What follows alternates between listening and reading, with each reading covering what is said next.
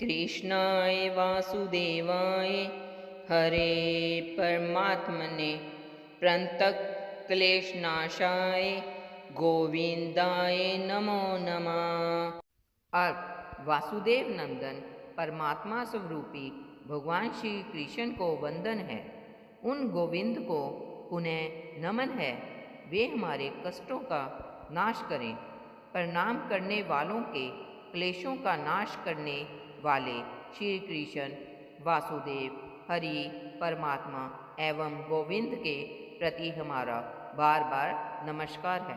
ओम कृष्णाय वासुदेवाय हरे परमात्मने प्रणतक्लेशनाशाय गोविंदाय नमो नमः। कृष्णाय वासुदेवाय हरे परमात्मने प्रणतक्लेशनाशाय गोविंदाय नमो नमः। कृष्णाय वासुदेवाय हरे परमात्मने प्रणतक्लेशनाशाय गोविंदाय नमो नमः। कृष्णाय वासुदेवाय हरे परमात्मने प्रणतक्लेशनाशाय गोविंदाय नमो नमः। कृष्णाय वासुदेवाय हरे परमात्मने प्रणतक्लेशनाशाय गोविंदाय नमो नमः। कृष्णाय वासुदेवाय हरे परमात्मने प्रणतक्लेशनाशाय गोविंदाय नमो नमः। कृष्णाय वासुदेवाय हरे परमात्मने प्रणतक्लेशनाशाय गोविंदाय नमो नमः। कृष्णाय वासुदेवाय हरे परमात्मने प्रणतक्लेशनाशाय गोविंदाय नमो नमः। कृष्णाय वासुदेवाय हरे परमात्मने प्रणतक्लेशनाशाय गोविंदाय नमो नमः। कृष्णाय वासुदेवाय हरे परमात्मने प्रणतक्लेशनाशाय गोविंदाय नमो नमः। कृष्णाय वासुदेवाय हरे परमात्मने प्रणतक्लेशनाशाय गोविंदाय नमो नमः। कृष्णाय वासुदेवाय हरे परमात्मने प्रणतक्लेशनाशाय गोविंदाय नमो नमः। कृष्णाय वासुदेवाय हरे परमात्मने प्रणतक्लेशनाशाय गोविंदाय नमो नमः। कृष्णाय वासुदेवाय हरे परमात्मने प्रणतक्लेशनाशाय गोविंदाय नमो नमः। कृष्णाय वासुदेवाय हरे परमात्मने प्रणतक्लेशनाशाय गोविंदाय नमो नमः। कृष्णाय वासुदेवाय हरे परमात्मने प्रणतक्लेशनाशाय गोविंदाय नमो नमः। कृष्णाय वासुदेवाय हरे परमात्मने प्रणतक्लेशनाशाय गोविंदाय नमो नमः। कृष्णाय वासुदेवाय हरे परमात्मने प्रणतक्लेशनाशाय गोविंदाय नमो नमः। कृष्णाय वासुदेवाय हरे परमात्मने प्रणतक्लेशनाशाय गोविंदाय नमो नमः। कृष्णाय वासुदेवाय हरे परमात्मने प्रन्तक्क्लेशनाशाय गोविन्दाय नमो नमः। कृष्णाय वासुदेवाय हरे परमात्मने प्रन्तक्क्लेशनाशाय गोविन्दाय नमो नमः। कृष्णाय वासुदेवाय हरे परमात्मने प्रन्तक्क्लेशनाशाय गोविन्दाय नमो नमः। कृष्णाय वासुदेवाय हरे परमात्मने प्रन्तक्क्लेशनाशाय गोविन्दाय नमो नमः। कृष्णाय वासुदेवाय हरे परमात्मने प्रन्तक्क्लेशनाशाय गोविन्दाय नमो नमः। कृष्णाय वासुदेवाय हरे परमात्मने प्रन्तक्क्लेशनाशाय गोविन्दाय नमो नमः। कृष्णाय वासुदेवाय हरे परमात्मने प्रन्तक्क्लेशनाशाय गोविन्दाय नमो नमः। कृष्णाय वासुदेवाय हरे परमात्मने प्रन्तक्क्लेशनाशाय गोविन्दाय नमो नमः। कृष्णाय वासुदेवाय हरे परमात्मने प्रन्तक्क्लेशनाशाय गोविन्दाय नमो नमः। कृष्णाय वासुदेवाय हरे परमात्मने प्रन्तक्क्लेशनाशाय गोविन्दाय नमो नमः। कृष्णाय वासुदेवाय हरे परमात्मने प्रन्तक्क्लेशनाशाय गोविन्दाय नमो नमः। कृष्णाय वासुदेवाय हरे परमात्मने प्रन्तक्क्लेशनाशाय गोविन्दाय नमो नमः। कृष्णाय वासुदेवाय हरे परमात्मने प्रन्तक्क्लेशनाशाय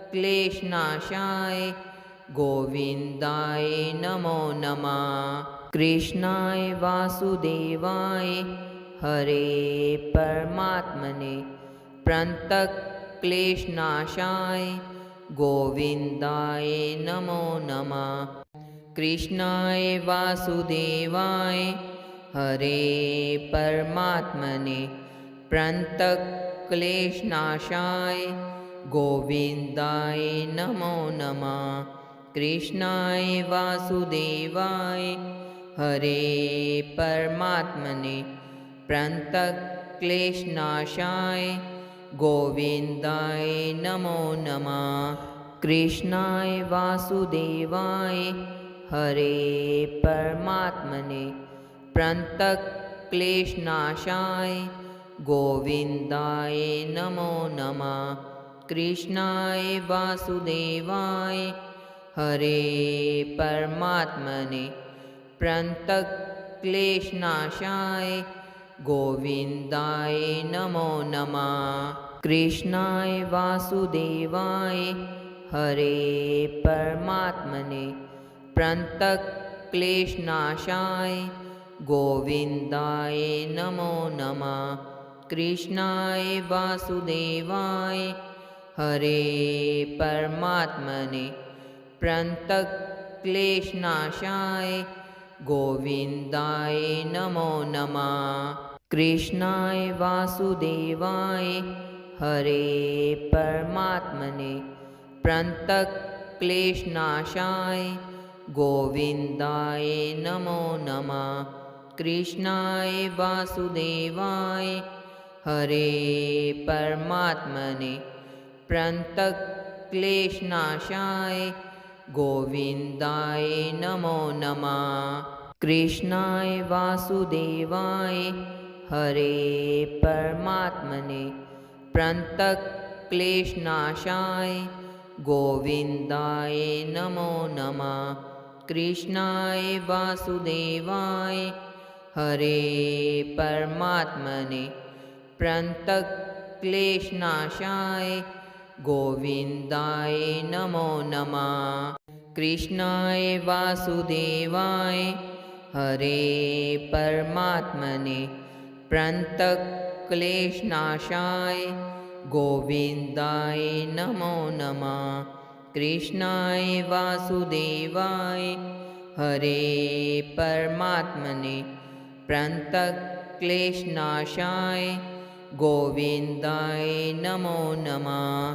कृष्णाय वासुदेवाय हरे परमात्मने प्रणतक्लेशनाशाय गोविन्दाय नमो नमः। कृष्णाय वासुदेवाय हरे परमात्मने प्रणतक्लेशनाशाय गोविन्दाय नमो नमः। कृष्णाय वासुदेवाय हरे परमात्मने प्रणतक्लेशनाशाय गोविन्दाय नमो नमः।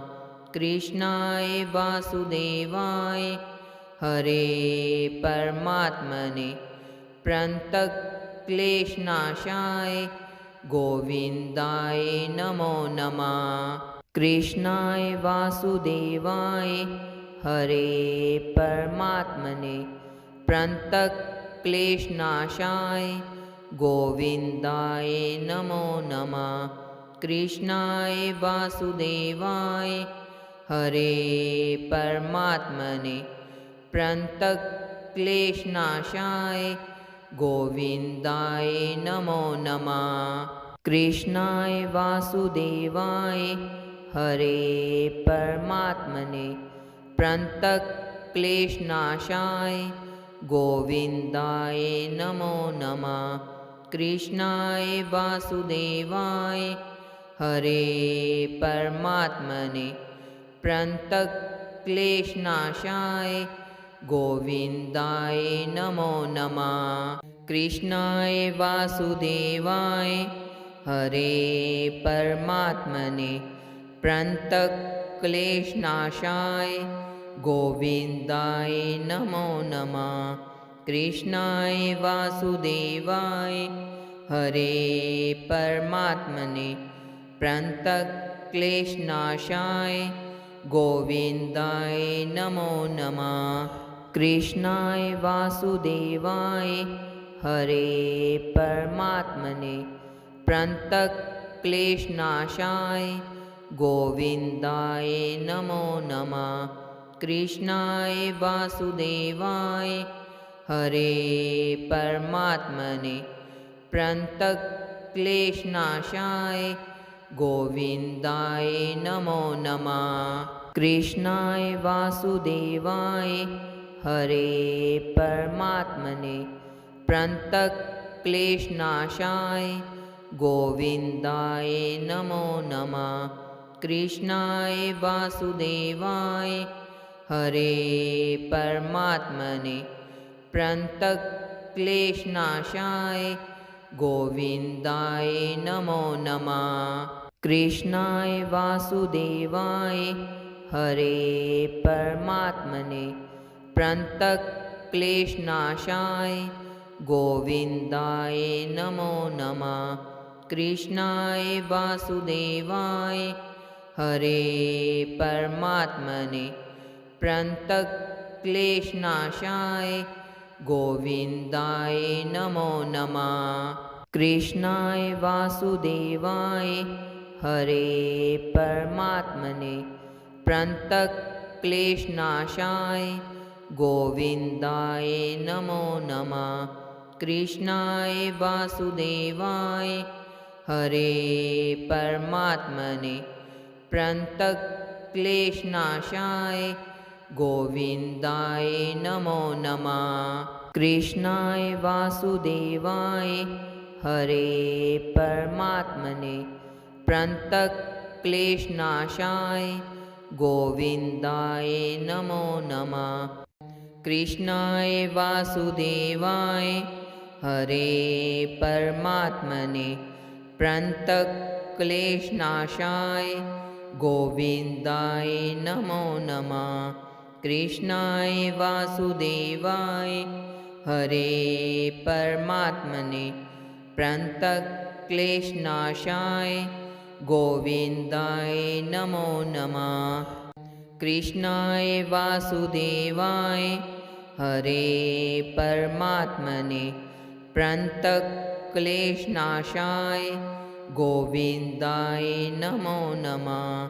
कृष्णाय वासुदेवाय हरे परमात्मने प्रणतक्लेशनाशाय गोविन्दाय नमो नमः। कृष्णाय वासुदेवाय हरे परमात्मने प्रणतक्लेशनाशाय गोविन्दाय नमो नमः। कृष्णाय वासुदेवाय हरे परमात्मने प्रणतक्लेशनाशाय गोविन्दाय नमो नमः। कृष्णाय वासुदेवाय हरे परमात्मने प्रणतक्लेशनाशाय गोविन्दाय नमो नमः। कृष्णाय वासुदेवाय हरे परमात्मने प्रणतक्लेशनाशाय गोविन्दाय नमो नमः। कृष्णाय वासुदेवाय हरे परमात्मने प्रणतक्लेशनाशाय गोविन्दाय नमो नमः। कृष्णाय वासुदेवाय हरे परमात्मने प्रणतक्लेशनाशाय गोविन्दाय नमो नमः। कृष्णाय वासुदेवाय हरे परमात्मने प्रणतक्लेशनाशाय गोविन्दाय नमो नमः। कृष्णाय वासुदेवाय हरे परमात्मने प्रणतक्लेशनाशाय गोविन्दाय नमो नमः। कृष्णाय वासुदेवाय हरे परमात्मने प्रणतक्लेशनाशाय गोविन्दाय नमो नमः। कृष्णाय वासुदेवाय हरे परमात्मने प्रणतक्लेशनाशाय गोविन्दाय नमो नमः। कृष्णाय वासुदेवाय हरे परमात्मने प्रणतक्लेशनाशाय गोविन्दाय नमो नमः। कृष्णाय वासुदेवाय हरे परमात्मने प्रणतक्लेशनाशाय गोविन्दाय नमो नमः। कृष्णाय वासुदेवाय हरे परमात्मने प्रणतक्लेशनाशाय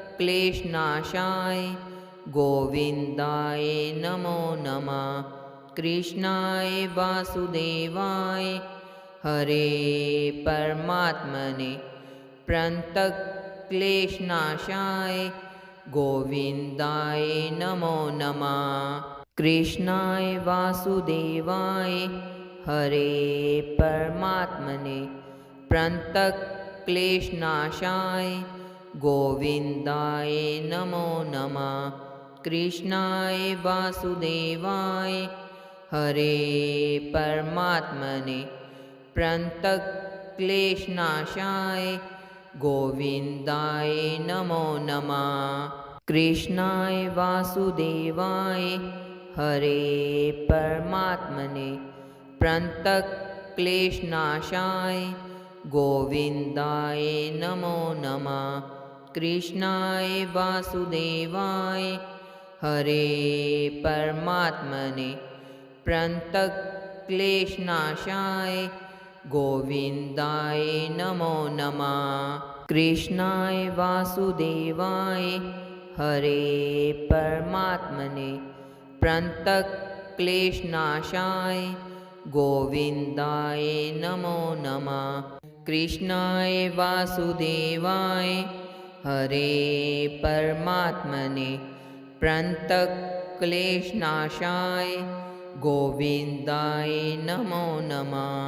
कृष्णाय वासुदेवाय हरे परमात्मने प्रणतक्लेशनाशाय गोविन्दाय नमो नमः। कृष्णाय वासुदेवाय हरे परमात्मने प्रणतक्लेशनाशाय गोविन्दाय नमो नमः। कृष्णाय वासुदेवाय हरे परमात्मने प्रणतक्लेशनाशाय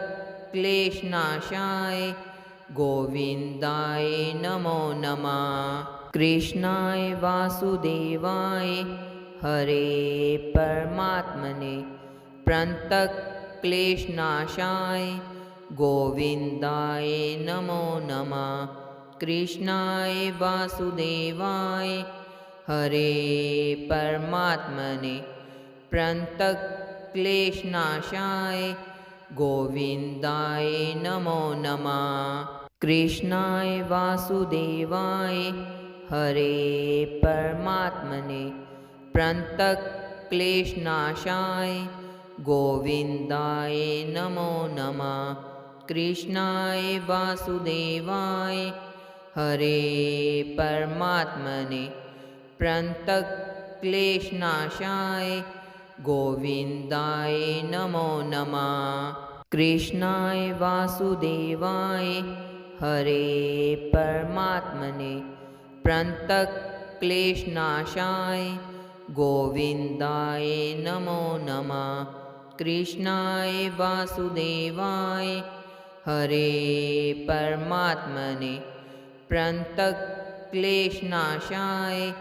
गोविन्दाय नमो नमः।